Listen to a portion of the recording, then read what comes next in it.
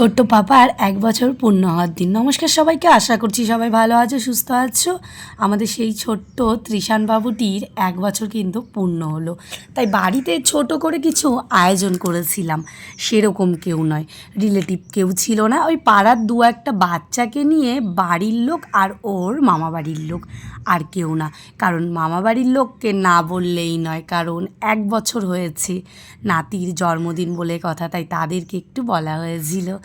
তো এই ছিল আয়োজনটা, কারণ ইচ্ছে ছিল বড় করে করার, কিন্তু অনেক সমস্যায় দেখা দিয়েছিল, সে কারণে করা হয়নি। দেখতে দেখতে বাড়ি ভর্তি লোকজন চলে এসছে, আর যেহেতু বাচ্চা কাচ্চা আসবে তাদেরকে তো আর না খাইয়ে পাঠানো হয় না, তাই মা একটু তাদের জন্য লুচি বানিয়েছিল।